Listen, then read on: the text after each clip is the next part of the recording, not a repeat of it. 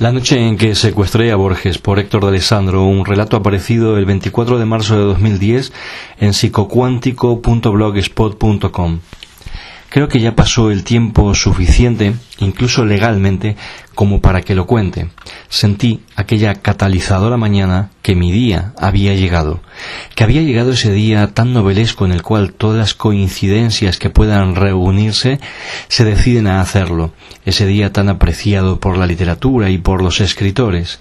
Seguro que aquella mañana, novelero como yo era, me dije que a todo escritor le llega su jornada de resurrección. Yo, en aquella época, pensaba así. Estaba, por ejemplo, entre las piernas de mi novia, ya se sabe, lamiendo, extrayendo de su interior aquella vibración volcánica, degustando en mi lengua las variaciones en la acidez de su flujo al ritmo de mis lengüetazos, y en medio de aquella circunstancia tenía de pronto la sensación de estar mirándome desde arriba, desde muy lejos, a mí mismo, y me decía cosas del tipo de: sus piernas rutilantes y húmedas movían arriba y abajo aquella cabeza.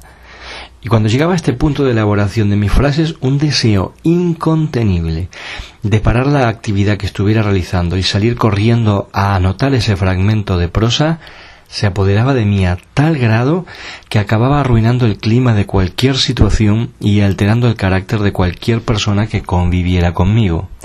Yo me creía muy vivo por esto, muy genial. Incluso a veces me mandaba la parte de que estaba deteniendo el momento para salirme del automatismo y otras paparruchas místicas de este estilo. En realidad, sí que había un poco de ese tipo de misticismo en las situaciones, pero era también una suerte de manipulación que yo había aprendido a hacer casi que bebiendo la leche materna cuando aún era una niña y no me había operado para cambiarme de sexo.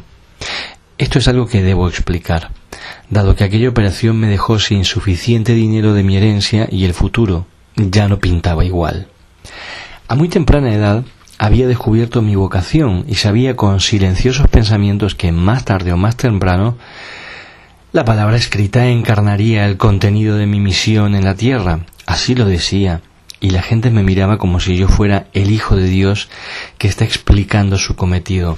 Siempre fui un poco dado, aun cuando era un hombre aprisionado en el cuerpo de una mujer, al gran gesto y al melodrama ampuloso, pero esto no me restó un ápice en mi determinación a la hora de buscar el cumplimiento de mis objetivos. El problema central se modificó de un modo vertiginoso durante mi adolescencia y primera juventud. Todos mis deseos estaban cumplidos y mi talento personal se mostraba de una manera tan clara y evidente que hacía casi imposible cualquier motivo de queja.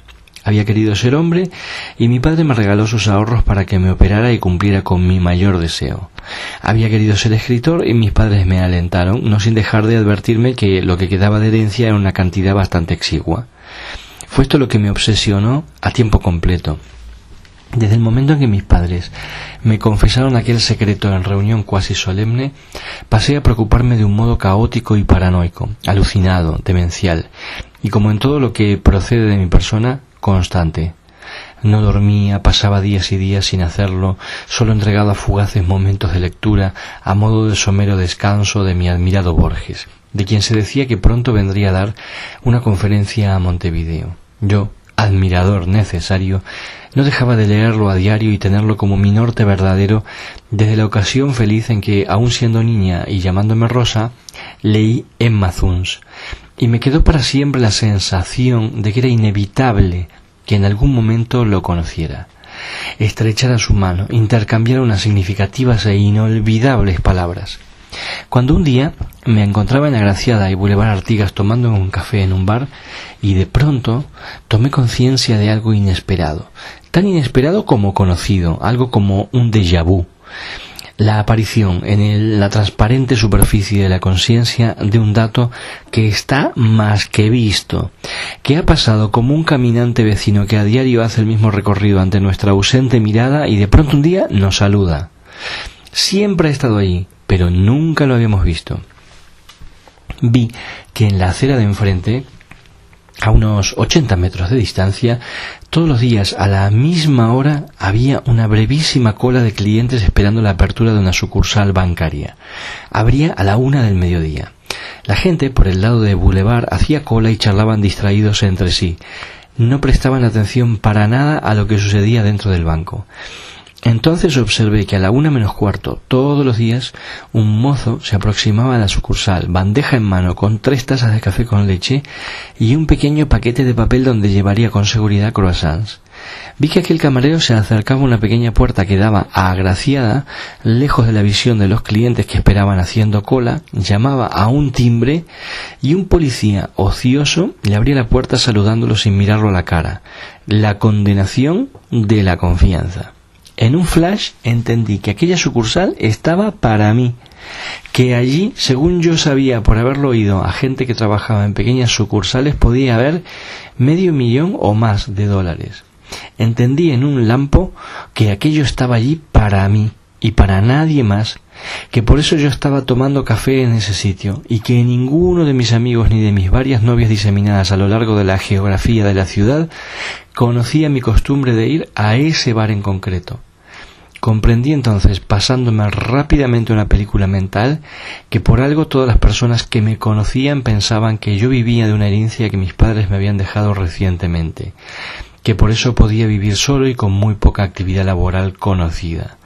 Repasé cómo algunas chicas de Positos, en algunas fiestas supuestamente muy en onda, y que no estaban ni ahí con lo material, me habían preguntado de un modo evidente y estúpido, haciendo una afirmación y observando al mismo tiempo mi reacción: qué suerte que tenés vos, porque claro, tener asegurado dinero para vivir, ¿qué digo yo? 10 años a cuerpo de rey, 15. Y cuando pronunciaban estas palabras acentuaban su mirada, martilleando con su énfasis interrogativo. Esto me confirmaba que yo tenía una coartada, y una vez más miré al cielo y di gracias a mi vida, que siempre producía estas extrañas y benéficas casualidades. Me dije a mí mismo que si realmente quería ir a por todas, debía jugármela de verdad. Fue entonces que retiré buena parte de un dinero que mi madre me había dejado y compré una casa y un terreno en el campo, pero con un acceso relativamente fácil y próximo. Hablé con mi abogado y notario y me hizo una documentación fabulosa. Lo compré con una identidad falsa. Mi propio abogado me lo mandó a hacer. A la hora de poner el nombre y los apellidos en el documento pedí un minuto para pensarlo, y finalmente, solo por afán de broma, dije: Borges, Jorge Luis. Mi abogado se rió y me reconvino un poco con la mirada. Supongo que me quería decir que ya hacía algo tan nefastamente ilegal que al menos no bromeara, pero él sabía que a mí no me hace desistir nadie si algo lo tengo decidido, y esa decisión, aunque la tome en ese momento, era irrevocable. Para mí no hay momentos serios y momentos no serios. La vida es muy seria, incluso cuando uno bromea o hace una butade. Todo lo que yo hago tiene una marca de autenticidad, incluso cuando me lo invento. El coche con el que iba a pasar algunos fines de semana a aquella casita en el departamento de La Valleja también estaba a nombre de Borges. Allí escondería mi botín. Cuando faltaban 2 días para que ejecutara mi atraco, estaba leyendo el periódico, algunos de los relamidos diarios de derecha que caracterizaban al Uruguay de 1983, con noticias y editoriales confeccionados para personas pusilánimes y asustadizas, dispuestas a vivir acojonadas adentro de una cueva cerrada herméticamente. Cuando leí aquella noticia increíble, 2 días más tarde, a las 8 de la noche, Borges estaría en la ciudad y brindaría una conferencia en un teatro de la calle Soriano. De pronto la sangre quiso licuárseme, el desaliento quiso demolerme, me vi hundido, con una casa rural a nombre de una documentación falsa, sin dinero, con un coche a nombre de mi autor favorito, y yo escuchando aquella conferencia y no cometiendo aquella magnífica fechoría. No, exclamé, no. Deja de bobadas. Esto lo que significa es que tenés que hacerlo, que los hados están de tu parte. No me costó nada convencerme de que todo estaba de mi parte. De hecho, que Borges hiciera esa intervención esa noche en un teatro de la ciudad me confirmaba que todo estaba dispuesto por un orquestador secreto y juguetón que me auguraba la mejor de las suertes. Continué adelante con el plan. No solo eso, se me hizo claro que esa noche, para coronarla como era debido, conocería en persona a Borges, y como un excéntrico que yo era, le contaría con una confianza de hermanos por la literatura mis aventuras de esa magnífica jornada. A la 1:20 me aproximaría con el cabello teñido de negro y un bigote horrible que me había dejado crecer, teñido también de color negro, con una bandeja en la mano, 3 tazas de café con leche y un pequeño envoltorio del que asomarían 2 croissants. Dentro del envoltorio estaría mi revólver, uno plateado y feo con cachas de marfil que le robé a un tío por parte de madre cuando estaba agonizando. El policía me abriría la puerta con el mismo automatismo de cada día, sin mirar a quién traía el pedido, y en menos de 5 minutos debía salir del banco con la bolsa deportiva que tenía pegada al pecho debajo de la chaquetilla blanca, con mi pasaporte a la vida literaria que había soñado toda mi vida. Entregado a las pasiones, leyendo sin parar, como ya de hecho hacía, y viendo en cada acto cotidiano una cifra y una señal del orlado e inigualable destino que me esperaba. El policía me abrió la puerta, la cerró a mis espaldas y me adelantó para conducirme a las oficinas donde los otros 2 empleados esperaban sonrientes y confiados. Cuando fue a atravesar la puerta de aquel despacho fue que lo encañoné. Seguí caminando, le dije, y no te gires y todo saldrá bien. Así lo hizo. Se dejó desarmar con facilidad y me ayudó a encerrar en el baño a los otros 2, quienes, atónitos, dejaban sobre las mesas las pilas de billetes que ya estaban contando. Los encerré y rápidamente guardé todo en la bolsa deportiva, una bolsa cuya elasticidad no calculé bien, y parecía volverse por momentos la bolsa de algún soldado que se iba de maniobras. Una larga e inacabable morcilla llena de dinero. Con las llaves que le quité al poli, volví a la puerta y la abrí. Antes de salir a la calle miré de reojo a ver si los clientes que hacían cola me estaban mirando, y cuando comprobé que no, me saqué rápidamente la chaquetilla blanca de empleado de bar, me zampé con un gesto de descaro y audacia uno de los croissants y creí conveniente salir mordisqueando el segundo para ganar naturalidad. Hubo un momento en que recordé que me estaba llevando la pistola del poli y que estaba dentro de la bolsa, y se me ocurrió que de un mal golpe la podía disparar. Por poco no me cago del susto, soy así de obsesivo. La escena se me encalló en la parte de visionados negativos del cerebro y no me la podía quitar de encima. Así salí a la calle y tomé por agraciada en dirección al centro. Miré hacia atrás y al ver venir un taxi no se me ocurrió mejor cosa que pararlo. Pensé, qué bestia que soy. Mañana, cuando lo sepa todo el país, este idiota me va a recordar enseguida. Estos pensamientos me entontecían mientras le decía, a la Plaza Independencia, por favor. ¿Qué carajo iba a hacer en la Plaza Independencia? Y me contesté, disimular. Mi cerebro era un lago turbio donde ninguno de los mandos respondía. Me repantigué en el asiento y me dejé conducir. Respiré un poco, apenas si podía hacerlo de los intensos nervios que me habían entrado. Un pensamiento idiota e inútil de esos que no colaboran para nada a la situación cruzó por mi cabeza. ¿Por qué haré este tipo de cosas? ¿Me alimento de peligro o busco que me caiga un castigo que en el fondo creo merecer? Mi respuesta fue clara. ¿Qué tipo de pedo que sos? Deja este puto pensamiento para luego. El conductor me avisó que estábamos llegando a destino y me preguntaba que dónde quería parar. Por un momento pensé, ¿por qué quiere este tipo saber a dónde voy? ¿Sospechará? Una vez más me di cuenta que estaba actuando como un tarambana y salvé la situación diciéndole mientras señalaba mi gigantesco bolso: busco una peletería que está en el Victoria, pero no sé si dentro o al lado del Victoria. El tipo miró el bolso, luego me miró a mí. Yo recordé que la dictadura tenía instalados como choferes de taxímetros a miles de agentes y que quizás aquel era uno. Casi me cago encima del susto, pero el hombre sonrió como si en ese instante hubiera comprendido la presencia de mi enorme bolso. Me dijo que entonces me dejaba un poco retirado de la puerta del Victoria Palace, así si era allí ya estaba cerca, y si era al lado, usted ya me entiende. Yo no entendía nada, pero bajé e hice toda la película de entrar al Victoria en busca de una peletería que allí había de buen seguro, como que yo me acostaba con la dependiente, pero en ese momento me percaté que eso era un error garrafal, que no podía ir allí, y que me viera todo el mundo, y encima me viera la boba aquella y me preguntara, ¿qué llevas ahí, mi amor? ¿Algún regalito para mí? Me detuve en el medio del hall y disimuladamente miré hacia la calle con el objetivo de saber si el taxista se había largado o no. Me acerqué al kiosco de la prensa y compré uno de aquellos pasquines dominicales que era la prensa local. Borges me sonreía con su risa pelotuda desde la portada. Pensé que eso era un buen augurio. Ese hecho mágico me relajó lo suficiente para soltar el bolso en el suelo sin importarme nada. Llamar a un Botones y decirle, mira, estoy buscando una peletería para entregar un material. Y creía que era esta, pero ahora caigo que no, que es otra.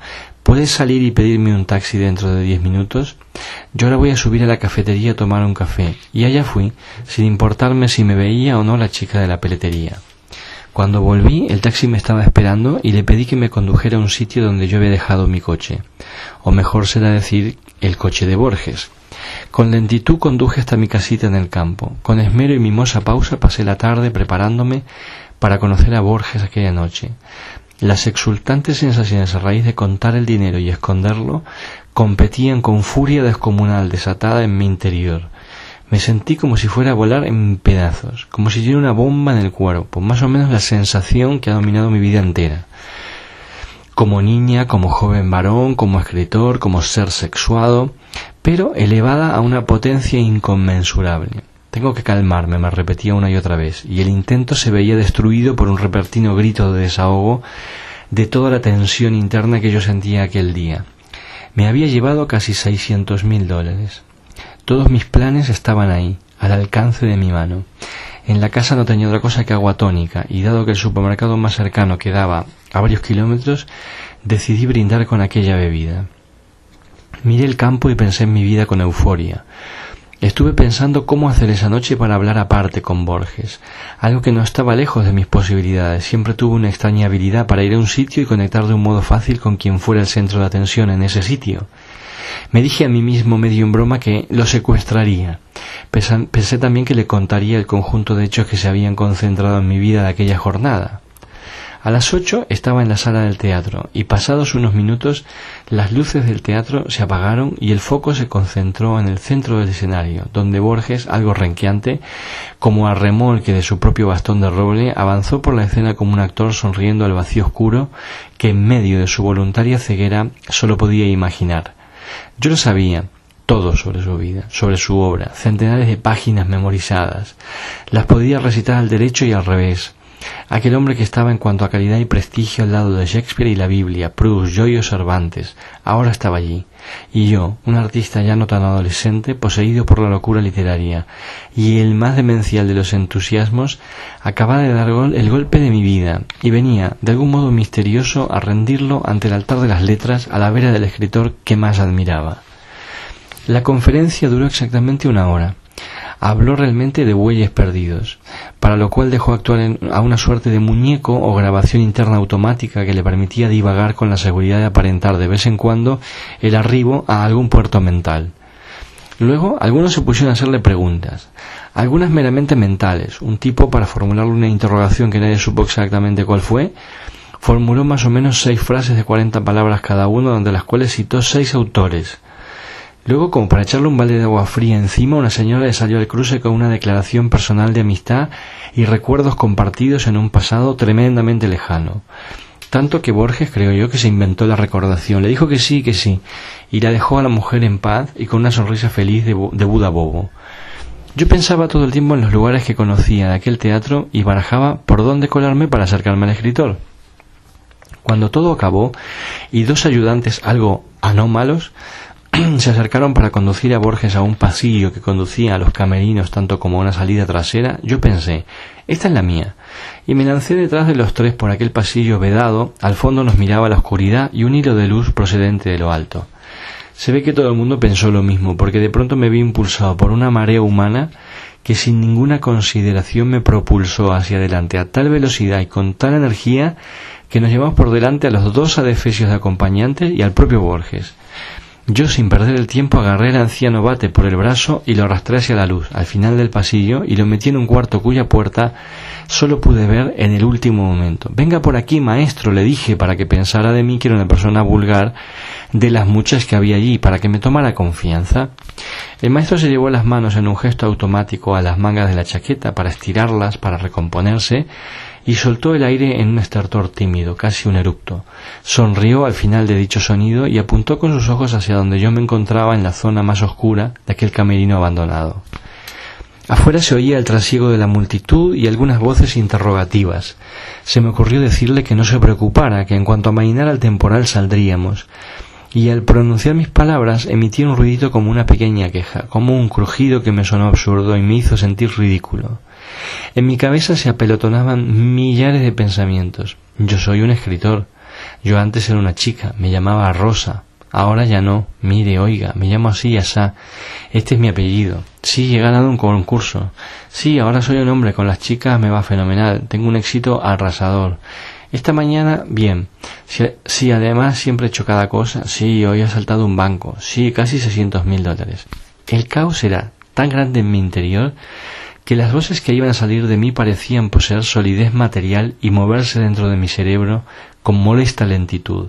Ante mí, la cara de aquel hombre, aquella cara anciana que ahora podía contemplar con calma, con pelos ubicados en ciertas zonas que para un joven tan joven como yo era un horror estético, aquella sonrisa caída de lado perpetuamente activada para anotar sus frases, para enmarcar sus comentarios irónicos, su olor, un aroma a colonia seca y recia, elegante, pasada de moda, el aroma del pañuelo almidonado y planchado, su traje de tenues rayas verticales, la línea tan esmeradamente marcada.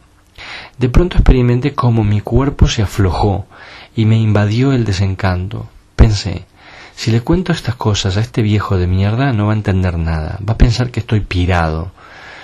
Ya me había presentado y había dado algunos datos sobre mi persona, pero no avancé, porque algo tan ancestral como la supervivencia me estaba deteniendo como una garra de acero que me agarrara por la nuca. Pensé, una vez más, en decirle, Borges, hoy es probablemente el día que cifra y orden secreto de mi vida.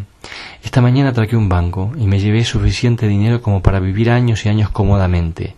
Años de películas americanas me han enseñado dos cosas. Es preferible un atraco a tiempo que años sacrificados en el altar de las 8 horas. Y por otra parte, en los asaltos es mejor no tener cómplices. Con las mujeres tengo suerte y aunque les miente y les haga daño, me lo perdonan todo y me siguen amando. Me he dicho a mí mismo que fuera como fuera me dedicaría exclusivamente a escribir y que para ello haría lo que hiciera falta, incluso atracar a un banco, y lo he cumplido. Hoy quería venir aquí y estrechar la mano del escritor que ha sido mi guía y mi norte, y también lo he cumplido. Aunque pensaba y pensaba en decirle estas palabras, algo imponderable me retenía. Miré directamente a la cara a mi amado escritor, vi su cara de pelotudo feliz, su sonrisa caída y boba, su mirada sin rumbo, y pensé algo que no hubiera deseado pensar aquel día estupendo. Pensé, si le cuento todo esto, este viejo de mierda me va a denunciar. Me dolió mucho pensar algo tan desagradable, y cobré conciencia de que aquel día magnífico había llegado a su fin. Pensé por primera vez en mi vida algo que jamás hubiera imaginado posible dentro de mi cerebro. Siempre había creído tener una conexión directa con aquellos escritores a quienes admiraba, una relación de admiración y cariño, cimentada en la sensación de comunicación no mediatizada y mantenida por la repetida y mecánica lectura de aquellos fragmentos y pasajes más admirados en la obra de nuestro autor. En ese momento me di cuenta de que todo ese pensamiento mío era una locura, o al menos unos pensamientos verdaderos exclusivamente para mí. Volví a mirar a Borges y entendí, sin que nadie me lo explicara con palabras, que ese señor era un humano, y que tenía reacciones descontroladas ante situaciones inesperadas. Me entristeció pensar en un Borges que al salir de aquel cuartucho fuera a pedir auxilio y a acusarme de loco y delirante y a decir que yo había atracado un banco aquella mañana. Me sentí, supongo, como aquellos enamorados que no llegan a confesar su amor a la amada y se quedan toda la vida con la duda sobre lo que hubiera sucedido. En mi caso, no tuve dudas. El miedo me frunció literalmente todos los esfínteres de mi cuerpo y preferí mantener para siempre aquella suposición negativa sobre Borges sumada a una idea y un contacto superficiales. Pensé que el destino a veces era un poco absurdo y se manifestaba en contextos que nos impedían sus desarrollos más extremados. Pensé con tristeza. Nunca sabré quién hubiera podido ser Borges ante esta situación, y me consolé sabiendo que yo mismo, cuando a veces alguien se volvía insoportable haciéndome un interrogatorio severo acerca de los textos que yo escribía, contestaba, ¿verdad que a un autor del siglo pasado no le puedes preguntar nada? Bueno, pues imagínate que yo soy de otro siglo y tampoco me puedes preguntar nada. Necesariamente tendrás que utilizar la cabeza para algo. Al salir de aquel pequeño camerino abandonado, Borges dijo que aquel chico tan simpático lo había salvado de la avalancha de admiradores metiéndolo allí dentro hasta que pasara la marabunta, que era un chico muy simpático y que le parecía que escribía, caramba, Todo el mundo parece escribir. Es admirable este impulso.